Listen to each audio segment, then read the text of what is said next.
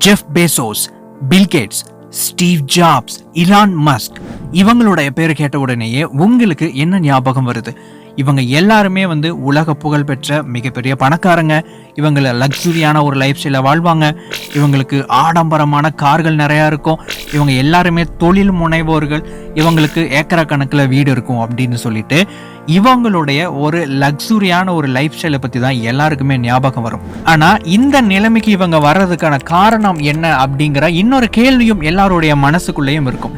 இந்த பொதுவான கேள்வியை ஒருத்தர் quora.comல கேட்டிருந்தாருங்க. நான் எப்படி பில் கேட்ஸ் மாதிரி, ஸ்டீவ் ஜாப்ஸ் மாதிரி, ரிச்சர்ட் பிரான்சன் மாதிரியோ அல்லது இலான் மஸ்க் மாதிரி மிகப்பெரிய ஒரு பெரிய ஆளா வர்றது எப்படின்னு சொல்லிட்டு ஒரு கேள்வியை ஒருத்தர் கேட்டிருந்தாரு.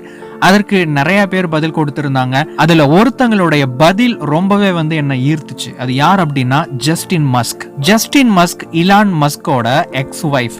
இவங்க 2000 இருந்து 2008 வரைக்கும் இலான் மஸ்க் கூட வாழ்ந்திருக்கிறாங்க. இந்த மாதிரியான ஆட்களை பத்தி சொல்லணும் அப்படின்னா அதை சொல்றதுக்கு இந்த உலகத்துல ரெண்டு பேர் தாங்க ரொம்பவும் அதிகமான தகுதி வாய்ந்தவங்க. ஒண்ணு அவங்கள பத்தி அவங்களே சொல்லணும், அப்படி இல்லைன்னா அவங்க கூட ரொம்ப நெருக்கமா அவங்கள பத்தி நல்லா தெரிஞ்சவங்க சொல்லணும். சோ அவங்க கொடுத்திருக்கிற பதில்ல இந்த மாதிரி மிகப்பெரிய வெற்றியாளர்கள், மிகப்பெரிய மனிதர்கள் எல்லாம் எப்படி உருவாகிறாங்க, அதற்கு அவங்க என்னென்ன விஷயங்கள் பண்றாங்க அப்படிங்கிற விஷயத்த அவங்களுடைய பதிவுல அவங்க சொல்லி இருந்தாங்க. அதைத்தான் இந்த வீடியோ மூலமா நாம தெரிஞ்சுக்க போறோம். How can I be as great as Bill Gates, Steve Jobs, Elon Musk or Sir Richard Branson? தமிழாக்கம். அபார வெற்றி என்பது அதீத குணநலன் மற்றும் இன்னும் பிற விஷயங்கள் மூலம் கிடைக்கும் விளைவே. அதீத வெற்றி என்பது நீங்கள் வெற்றி என்று கருதி கொண்டிருக்கும் ஒன்றை விட முற்றிலும் மாறுபட்டது. அதனால் இதை நினைவில் வைத்துக் கொள்ளுங்கள். நீங்கள் எலான் மஸ்க் போன்றோ பில் கேட்ஸ் போன்று இருக்க வேண்டிய அவசியமில்லை. அவர்களை போன்ற வாழ்க்கை முறையும் நடத்த வேண்டிய அவசியமும் இல்லை. நீங்கள் அதீத வெற்றியின் மூலம் மகிழ்ச்சி அடைய விரும்பினால் நான் உங்களுக்கு ஒன்று சொல்ல ஆசைப்படுகிறேன். நீங்கள் மகிழ்ச்சி அடைய அதீத வெற்றி பெற தேவையில்லை. அதீத வெற்றியாளனாக வேண்டும் என்று விரும்பினால் அதீத வெற்றியாளர்கள் எப்படி தங்கள் வாழ்க்கையை நடத்துகிறார்களோ அவ்வாறு உங்கள் வாழ்க்கையை நடத்த வேண்டும். மகிழ்ச்சி முக்கியம் என்று கருதுவதை இரண்டாம் பட்சமாக எடுத்துக்கொள்ள வேண்டும். இவர்கள் கிறுக்குத்தனமானவர்களாகவும் சாதாரண வாழ்க்கை முறைக்கு பொருந்தாதவர்களாகவும் வாழ்ந்து மிகவும் சவாலான முறையில் இந்த உலகத்தை அனுபவித்து அறிபவர்கள். இவர்கள் பிழைப்பதற்கான யுக்தியை உருவாக்கி வாழ்பவர்கள். வளர்ந்த பிறகு இந்த யுக்தியை வேறு விஷயங்களில் பயன்படுத்தி எட்டாக்கனியாக இருக்கும் மிகப்பெரிய உயரத்தை தனித்துவமான வழிகளில் அடைபவர்கள். மற்றவர்கள் சிந்திப்பதை போன்று இவர்கள் சிந்திப்பதில்லை. புதிய யோசனைகளை உருவாக்கும் வேறுபட்ட கோணத்திலிருந்து பார்க்கக்கூடிய தன்மை வாய்ந்தவர்கள். ஆனால் மற்றவர்களுக்கு இது பைத்தியக்காரத்தனமாக தோன்றும்.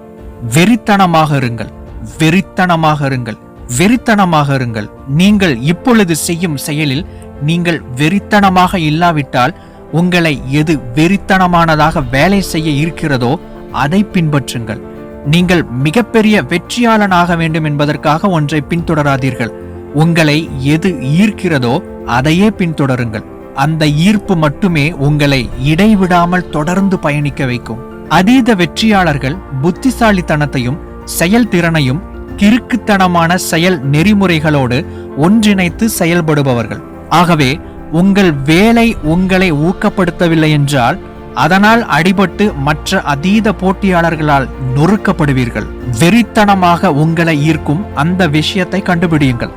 உங்களால் ஒரு பிரச்சனை அல்லது தேவையை குறித்து பார்க்கும் வரைக்கும் அதில் பயணம் செய்யுங்கள். அந்த பிரச்சனை அல்லது தேவை மிக பெரியதாகவும் பெருவாரியான மக்களை சென்றடையக்கூடியதாகவும் இருக்க வேண்டும்.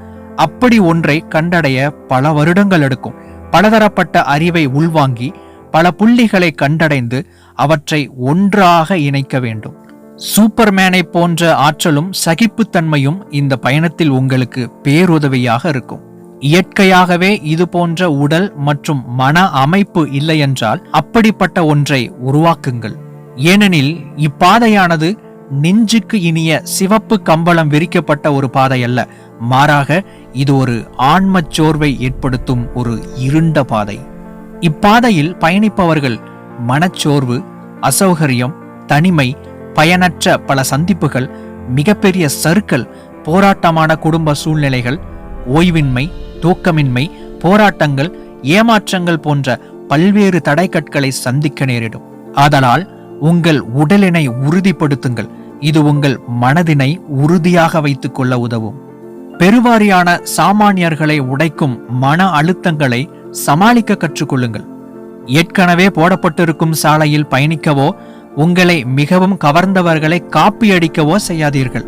அதீத வெற்றி என்பது நீங்கள் நினைக்கும் சாதாரண ஒரு வெற்றியைப் போலல்ல. மற்றவர்களுக்கு எது வெற்றி வாகை சூடியதோ அதுவே உங்களுக்கும் வெற்றியை பரிசளிக்கும் என்று சொல்ல முடியாது. இவர்கள் வழக்கத்திற்கு மாறானவர்கள். ஏன் இவர்கள் தொழில் முனைவோர்களாக மாறுகிறார்கள் என்று தெரியுமா? அதற்கான காரணம், ஒரு சாதாரண கார்ப்பரேட் வாழ்க்கை முறைக்குள் இவர்களால் தங்களை அடைத்து கொள்ள முடியாததே. இவர்கள் பலவீனத்தை சாதகமான முறையில் மாற்றிக்கொள்ளும் வல்லுநர்கள். இவர்களின் யுக்தி யாதெனில், இவர்களுக்கு எதில் பலவீனமும் திறனும் இல்லாமல் இருக்கிறதோ அவற்றில் அதீத பலமும் திறனும் பெற்றிருக்கும் ஒருவரோடு இவர்கள் இணைந்து கொள்வார்கள். இவர்கள் தோல்வியை குறித்து பயம் கொள்ள மாட்டார்கள். ஒருவேளை பயப்பட்டாலும் அடுத்த கட்டத்திற்கு நகர்ந்து கொள்ள தயங்க மாட்டார்கள். இவர்கள் யாரும் விழாத ஆழத்தில் விழுந்து, யாரும் காணாத தோல்விகளை சந்தித்து, யாரும் கற்றுக்கொள்ளாத பாடங்களை அதன் மூலம் கற்றுக்கொள்கின்றனர். இவர்கள் பிறரை போன்று அதிகமான விஷயங்களை இணையத்திலும் பிற இடங்களிலும் தேடிக்கொண்டிருக்க மாட்டார்கள். இவர்கள் ஒன்றை கற்றுக்கொள்ள விரும்பினால் நேரிடையாக மூல தரவுகளை அறிய ஆரம்பிப்பார்கள். உதாரணத்திற்கு, அலெக்சாண்டரை குறித்து இவர்கள் அறிய விரும்பினால் அதை இன்டர்நெட்டில் தேடிக்கொண்டிருக்க மாட்டார்கள். அலெக்சாண்டரின் வாழ்க்கை சரிதத்தை படிக்க ஆரம்பிப்பார்கள். இணையத்தில் தேடிக்கொண்டிருப்பதனால் அதிக நேரம் விரயமாகும். அவ்வளவு நேரத்தை செலவு செய்ய முடியாத ஏழைகள் இவர்கள். நான் இன்னும் இது போன்று சொல்லிக் கொண்டே போகலாம். ஆனால் இது குறித்த யோசனைகள் பல உங்களுக்கு கிடைத்திருக்கும் என்று நம்புகிறேன். அதோடு உங்களுக்கு வாழ்த்துக்களையும் தெரிவித்துக் கொள்கிறேன். Justin Musk. தேங்க்ஸ் ஃபார் வாட்சிங்.